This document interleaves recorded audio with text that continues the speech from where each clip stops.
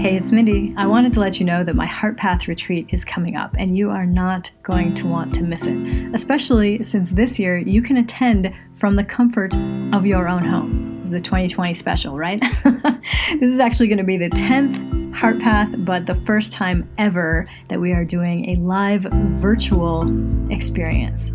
Learn more at heartpathretreats.com. Get registered today, and you will get more clarity, more courage, and more conviction by learning how to get out of your head and into your heart. I cannot wait to see you there.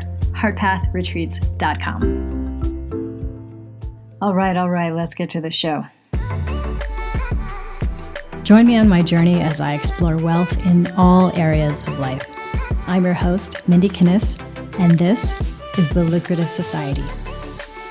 Hey, I have an AMA episode for you today. That is, Ask Me Anything. I have two very different questions that I will be answering on today's show, so you may or may not be interested in one or both of my answers on them. The first comes from a woman named Amanda. She reached out to me right after I did a webinar last month where I was talking a lot about going through bankruptcy and some of the other financial issues that I have experienced. So here's what she says. Thank you so much for sharing this. Your story was so real, vulnerable, and so relatable. I don't think enough entrepreneurs talk about their struggles with money. We only hear about how they got there. My dilemma is I've known I wanted a business and to work for myself since I was 26. I've invested so much time, money, and education in myself. I recently left the corporate world and have my own loan signing business and building up a coaching business of my own. I'm 34, married, and have a 2-year-old son and one on the way. The biggest challenge of my life to date has been my relationship with money and debt. Amanda, I hear ya. My husband and I have combined about $200K in debt from student loans and credit cards. It's so overwhelming, and I honestly don't know what to do. So my question for you is, what was your experience with bankruptcy? Would you say you would advise it or avoid it? I would love to hear more. I'm at the point where I just don't want to deal with the stress of debt. Now, I know that stress all too well because I was there for sure for a long time. And a short answer would be to say that I would avoid bankruptcy if and when possible. And let me give you some context for why I say that now from my current vantage point. If I could go back to myself 10 years ago, I would do everything I could to convince myself not to. So here's a couple things to consider as you are making your decision. And just to be clear, this is not prescriptive. You guys need to do what you need to do. So this is just my experience. First of all, student loans are not canceled with bankruptcy. So in my case, I had about $100,000 of credit card debt. That's what I filed bankruptcy on. So that, yes, was cleared. But I also ended up having to pay back $100,000 of student loan that does not go away with bankruptcy. That's my first thing.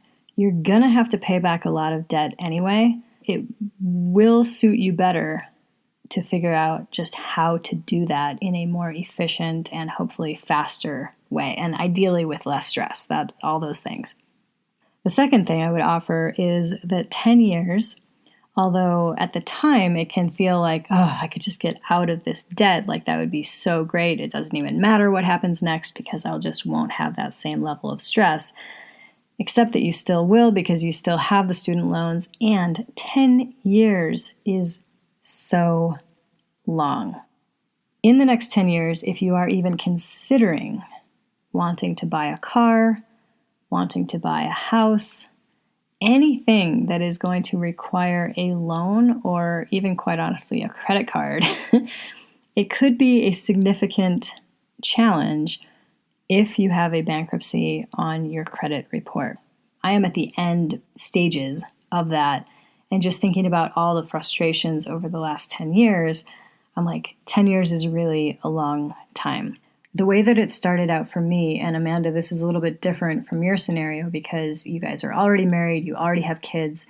I was not married at the time when I was deciding about this, and we didn't have any children. So those are significant differences. But because of my financial situation, when my husband Sean and I got married, we did not combine any of our financial stuff. We ran two totally separate businesses. We paid taxes separately. We did not file jointly. And we did not have any crossover in terms of accounts, credit cards, nothing. Because I basically didn't want to taint his great credit with my crappy credit, so we just didn't combine anything. And what we were able to do with any car loan or our mortgage for our home, we were able to figure it out where it was just his name on the loan. So that allowed for a bank to say yes, because with me, they very well may have said no. And secondly, even if they did say yes to me, oftentimes if there is a bankruptcy on the report, they will charge you such a high interest rate that it's absurd. So Sean had great credit. We used his name for all of that stuff, and mine was not included on it at all. Eventually, as the years went on, I built back up my credit score. We did end up combining everything. We ended up running one business, having, married joint accounts, joint credit cards, all of that stuff. But it's really important to know kind of what you're getting yourself into. And like I said, 10 years can be a long time to be essentially paying retribution for this decision that you made under stress. And here's another thing. It is not free to file bankruptcy. It actually costs money to file bankruptcy. You often have to pay for a lawyer. And even if you have maybe a friend or somebody that can do that for you pro bono, there are still other fees like court fees and stuff like that, filing fees, whatever. So what I would say from my vantage point today is it would actually be more effective to take that money that you would end up paying a lawyer or whomever anyway, and either invest in a great business coach or something that will really help you nail down the current businesses that you have. Because the best thing about being an entrepreneur is that you are in charge of everything that happens. You get to control to an extent. Of course, there are outside market conditions, but so much of it is within our control. And here's the thing. You're going to have to do the mindset work anyway. You're also going to have to pay back the student loans anyway. So if you can get some of that stuff handled without filing bankruptcy, you actually will be in a way better position than putting yourself in this kind of hole financially for the next 10 years. So that is my advice, is if possible, avoid it and instead really double down on getting your business solid. And if you can't get your business solid, maybe it's about getting a bridge job that is maybe going back to the corporate world. There's no shame in that. Let's be super clear about that. Like, you got to do what you got to do. Or maybe it's working part-time somewhere or a temporary gig or whatever it may be until you can get your business to the point where it is sustainable for your lifestyle. And beyond that, you're able to really significantly contribute to pay off all of that debt. I guarantee that will feel a whole lot better because there is so much shame in bankruptcy. It's just a really, really awful experience to go through. And I can speak about it now fairly openly and even not emotionally, but that wasn't always the case. I mean, I didn't even talk about it for years. I didn't even talk about it. I didn't want anybody to know. And then when I did start talking about it, I would be an absolute emotional mess. I would be sobbing. I've been at my events and talked about this and just been in tears and so broken about it. I've had to do a lot of work and a lot of healing in that department to get that stuff sorted out. So that is my take on it. Should you file bankruptcy or not? Again, if you can possibly not, I would go that route and just try to figure out your business. The other thing too is to think about how you might really be able to focus. If you have a loan signing business and you're also trying to build up a coaching business at the same time, that sounds to me like you could just be really spread too thin. Why not focus on one of those businesses, whichever one is more likely to be lucrative faster? Get that going. And then if you want to do other stuff, great. But trying to do all different things all at the same time, it really just makes a mess of things. It's true even if we try to multitask doing any few given projects, there are studies that prove we just aren't able to do it. Like it just doesn't happen. Even the most attentive among us are not able to multitask very well. So I would focus on one business, get some help figuring it out. Maybe it's about how to scale that business, how to increase your prices, how to get more leads so you can generate more sales, whatever it may be. I mean, this is all the stuff that I've had to learn in the last 10 years. So that is my advice to you, Amanda. I hope that that is helpful, even just to hear a different perspective. The second question for today's show comes from Mel, and she says, I'd love your insights on ayahuasca and other psychedelics and what you think of them for mindset. She goes on to say, my burning question is deep change possible using this as a tool? And secondly, why can't we make that shift consciously? Because trust me, I've done everything known to man to change, and damage remains. Why is it we resist change and letting go so much when clearly we must have the answers within, or it wouldn't be possible to have that awakening through plant medicine? Also would love your thoughts and insights on all of it, and anything to do with it is going to be super interesting. Okay, so those of you that have been listening to this show, you know that I am a huge proponent of this and have talked about it in past episodes. When Sean and I interviewed Josh Bazzoni, we talked about MDMA therapy, and then I spoke with Tucker Max about that as well. So if you're more interested in this, you can go back and listen to those episodes to check out what those guys had to say. But here is my take on it. And let me just say this, because I think that you have to say this whenever you talk about things like this. First off, this stuff is illegal in the United States, so I do want you to know that. And I am never, ever advocating for something like this in any kind of a party or rave or irresponsible setting. The only way that I'm talking about this is with intention in a safe and sacred setup. I actually call this whole experience a sacred journey. And that's the only way that I have done these types of things, always, ever. I want to be clear about those things first and foremost. So the first part of Mel's question is deep change possible using this as a tool? And I would say that yes, it is, and it is only a tool. It is not going to solve all of the problems for you immediately. It can be very enlightening, and I don't mean that like becoming enlightened like the Buddha or anything like that. I just mean you can awaken to new things in your life and new perspectives when you are a little bit out of your current mindset. And I'll explain what I mean by that in just a minute. So yes, but it's not like the end-all, be-all magic bullet that some people may be seeking, because honestly, that doesn't exist.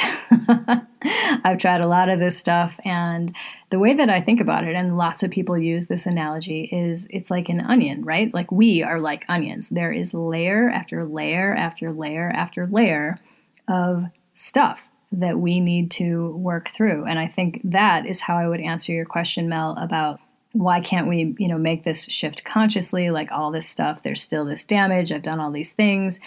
Well, with each of those things, my assumption is that you are peeling back one of the layers. But guess what? There are still so many layers within, and I don't think that ends until we transition out of this physical experience. So like Sean, he was like, peace, I'm done. He got through all the layers that he came here to get through, and he's out. So those of us that are still here, it doesn't end. But it can get easier. It can get less complicated. And I think that that is the distinction of pulling back the various layers. So to the point about why can't we make these shifts consciously? Well, when we are in our regular conscious awareness, there is a lot of ego that can show up to protect us, to defend us. That's the whole point of the ego, right? To keep us safe, to keep us alive. The problem is back in the day, it used to be literally keeping us alive. Like, hey, don't go out there because you're going to get eaten by a saber-toothed tiger. In today's society, it protects and defends about things that aren't even actually going to kill us. So we just are on the defense, always feeling protected by this ego. And a lot of times we can't even see beyond our own ego. They call that your blind spot, like the things that you can't see yourself. Now, the beauty with some of these different substances is that the ego can drop. And I'm thinking specifically in this case about MDMA. I have had powerful experiences where I have been so certain about things in my life up until taking that. And then it was as if I was like, oh, I get it now. I get it why so-and-so would act like that. I understand where that's coming from. I understand why I'm doing this crazy thing. It just drops the ego to a level where you can process stuff and information without getting defensive, without feeling that need to like rise up and fight about it. So it can be really, really helpful, especially in relationships. Sean and I used it quite often, not as much as he would have liked. He was a huge fan of MDMA and probably honestly would have done it like every weekend if that would have been healthy and if I would have allowed it. But I was in the like, let's do it once or twice a year. Like I don't need it that often. But every single time, it was always a profound experience. I will say that. So I'll tell you a little bit about some of my different experiences. MDMA, of course, is very gentle. There are organizations now that are experimenting with MDMA therapy. I love that this is happening, and I love that finally we have gotten to the point. I mean, all of this crap went down when they started the war on drugs in the 80s. But the problem with the war on drugs is that they lumped in with really bad stuff like heroin, all these things that are actually helpful and not addictive. They just called them all drugs and said, this is all bad. Well, that isn't the case at all. So I'm not advocating for things like heroin or anything like that. Totally, totally different experience. That's why people might call what I'm talking about plant medicine, or I would say sacred journeys versus like, quote, drugs. So with MDMA, it is amazing because what it does is it releases all of the serotonin in your brain. Like it's this like big dump of serotonin. And if you're familiar with what that is or what that feels like, it just feels like everything is right with the world. MDMA is known as a bonding experience, again, because that ego drops. So it's like you can actually be real with your partner or just even friends or whomever you're with. But it is amazing how powerful that can be. I know Sean and I used it specifically sometimes when we felt like we were at an impasse, kind of under, quote, normal conditions. And we're like, all right, we just need to drop in or we need a little help. And here's something interesting. Everybody that I have heard say, or not even say, but make a big fuss about, well, you shouldn't need any other substance to do that. My answer to them is, you're right. And if they're making such a big fuss about it, it's likely that they've never tried it. Because I myself have said, even to Sean, I would say, Sean, like we don't need that to get the experience that you are wanting. We can drop in. We've had the experiences with help with added substances, and we know what that feels like. So we actually can create that. And we were able to do that so many times without even taking anything. Once you get it in your system and have done it a couple times, you can actually recreate those types of experiences without it. But here's the thing. We would have never known how to do that or even the possibility of our egos dropping as they did if we hadn't tried it in the first place. So I do just want to put that into the mix of like, I am a huge advocate for this stuff, and I am also very aware that it isn't always necessary. Now, speaking specifically about ayahuasca, which is what Mel's question was about, normally with ayahuasca, it is presented maybe by a shaman.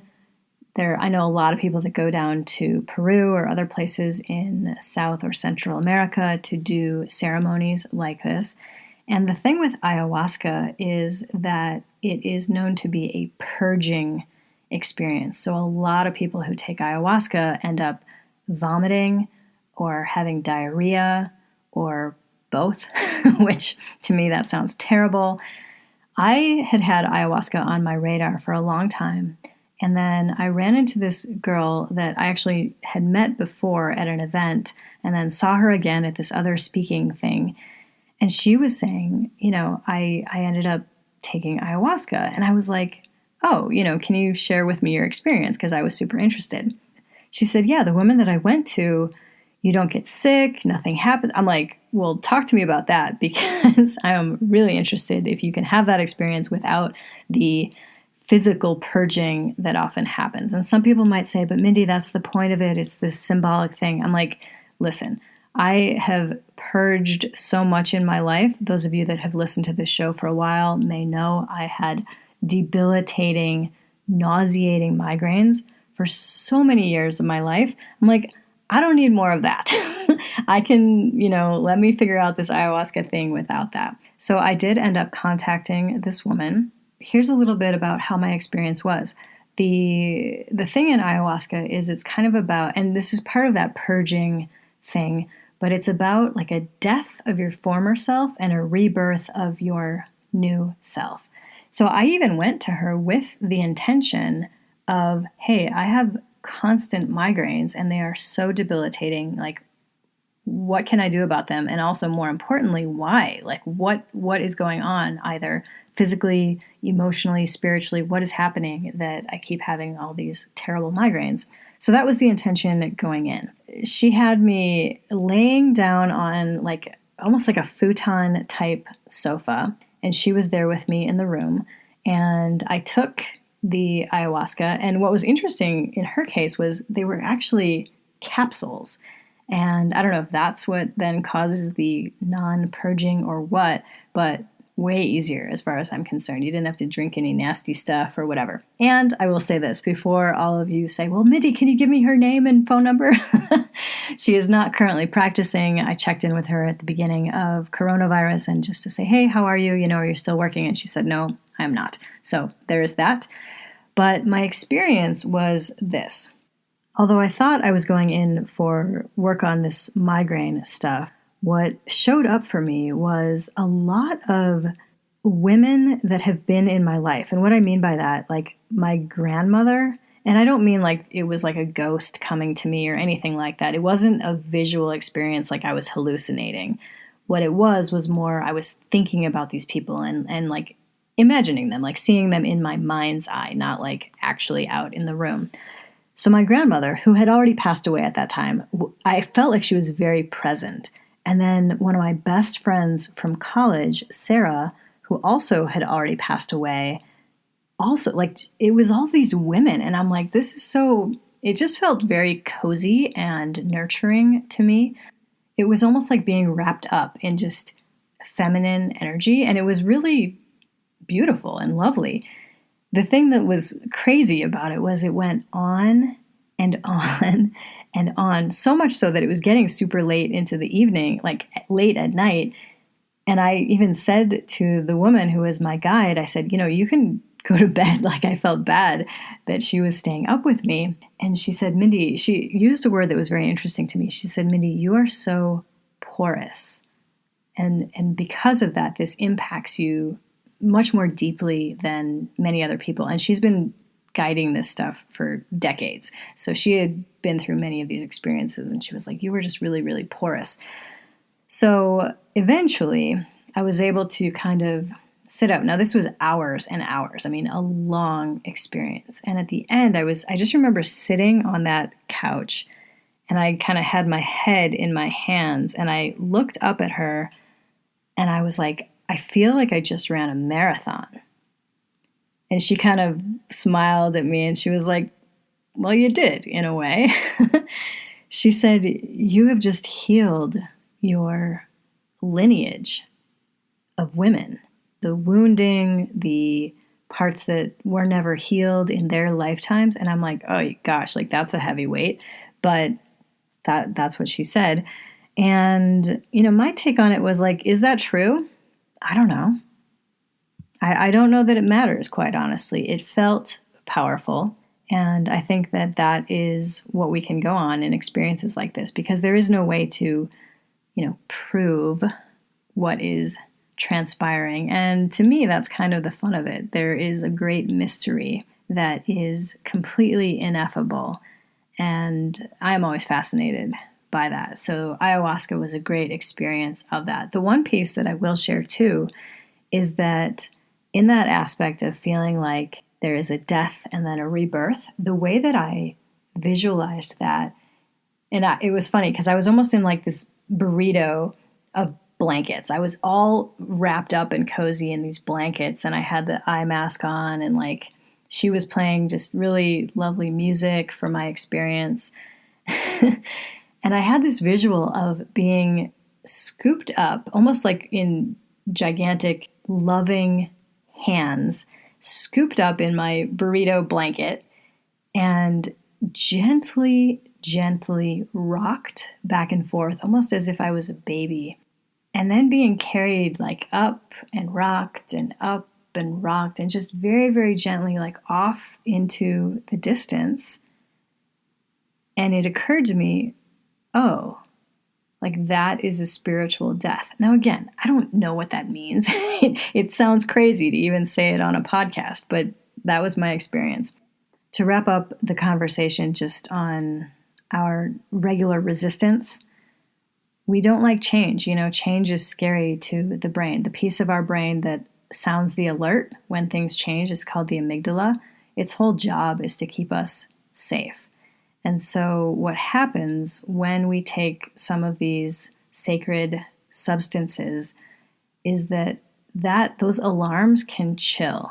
They can just relax. And then we can see things sometimes for how they are, not for how we are perceiving them. Or we can understand why people are as they are. And that can be very helpful in relationships, especially also including your relationship to yourself. Sometimes it's helpful to understand like, oh, this is why I'm doing this thing. You know what? I probably don't need to keep doing that thing. I probably don't need to keep doing that self-sabotage thing because now I get it. I see beyond the blind spot or see into the blind spot to be able to really look at what I'm doing and maybe why that is happening. I'll share something with you as a suggestion based on what Sean and I used to do. We always would go into an experience like that with very strong intention, and we would actually have written out what we wanted to work on or questions that we wanted to ask each other or questions that we want to ask ourselves. It is a really, really cool experience, especially when you can share some of these things with somebody that is that close to you. It's often a very bonding process, so it can be pretty cool. So again, I hope that helps, answers some of your questions. Something like that, I think you just have to experience it to really get it. But I would encourage you to do that. So I look forward to hearing about your experience, Mel. That will be awesome. So for the rest of you, if you have any questions, obviously a wide variety of topics covered today, you can truly ask me anything. Lucra.com/ask is where to do that. You can just go there and drop your question in. Let me know your name and if you're cool with me saying your name on the show or not. It's all good either way. That's lucra.com/ask. And I'm happy to talk about whatever you want to talk about. I will pick a couple every month to talk about on the show. Next week, I have a great interview coming up, and I'm really excited for you to hear it. So stay tuned for that. Thanks so much for listening. Make sure to subscribe to The Lucrative Society on iTunes, and please leave a review of the podcast. Visit lucra.com for transcripts and resources, or to become a member of The Lucrative Society, where I coach purpose-based entrepreneurs on business, mindset, and heartset. Lucra, where wealth equals well-being.